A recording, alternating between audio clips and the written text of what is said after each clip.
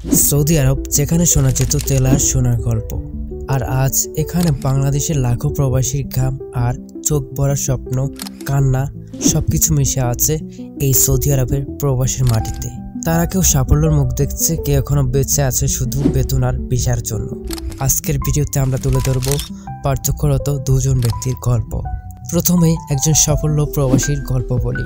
মদিনায় গাড়ি চালান মুন্সিগঞ্জের মেহেদি হাসান। 5 বছর আগে সৌদি আরব এসেছিলেন 30,000 টাকা বেতনে কাজ করতে। আজ তার দেশে দোকান রয়েছে, সন্তানদের ভালো স্কুলে পড়াচ্ছে। সে বলে শুরুটা কষ্ট ছিল, কিন্তু ইচ্ছাশক্তি থাকলে কিছুই অসম্ভব নয়। কিন্তু এই আলোর নিচেই ছায়া।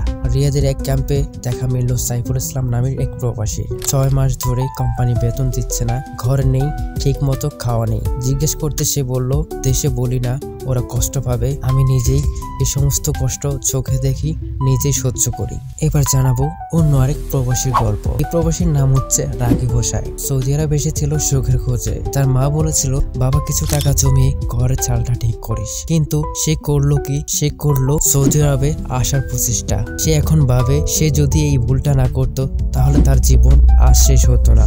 সে বোলা থেকে এসেছে, তাদের বাড়িতে দুবেলা দুমুঠো খাবার ঠিক মতো জুটে না। তখনই তাকে এক আশার আলো হয়ে এক লোকে তার সামনে দেখতে পায়। সেই লোকটির নাম হচ্ছে আবু ভাই। সবাই তাকে আবু ভাই নামে চেনে। আবু ভাই তাকে বলে, তোমার সৌদি আরব পাঠামো কাজের বিষয়, খাওয়া থাকা ফ্রি, বেতন 70,000। সে বলল, আরো 5 জনকে পাঠাইছি, সবাই টাকা পাঠায় এবং মায়ের খোঁজ খবর নেয়।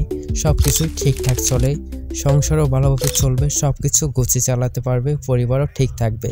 এরপর রাকিব বিশ্বাস করে তার মার গয়না বন্ধক দিল।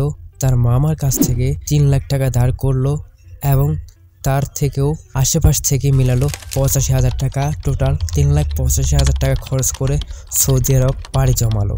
সে ভেবেছিল নতুন জীবন শুরু হবে, দেশে থাকতে দিন গণে আর নতুন স্বপ্ন দেখতে থাকলো। কিন্তু সৌদিতে নামার পর দেখে কেউ নেই তার জন্য।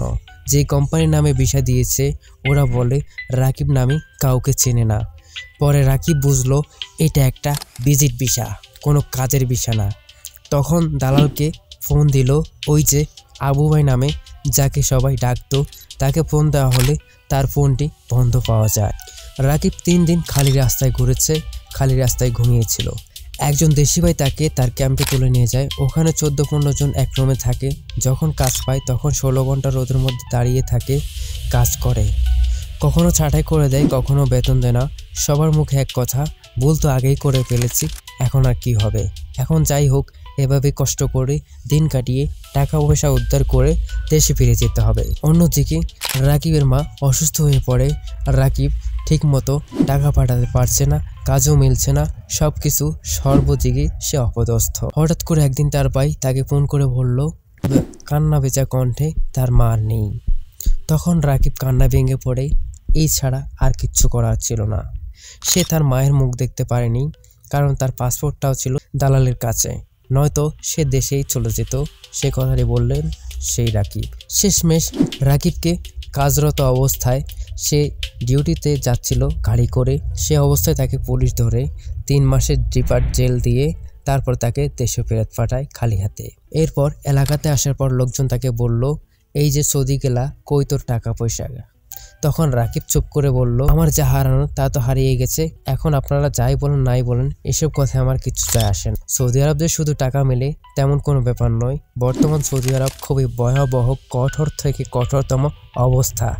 এখানে বেতন মিললে ইকামা মিলে না, ইকামা মিললে বেতন মিলে না, আবার ইকামা থাকলে অনেকের অনেক কিছু সম্ভব হয় না, অনেক ঝামেলা রয়েছে।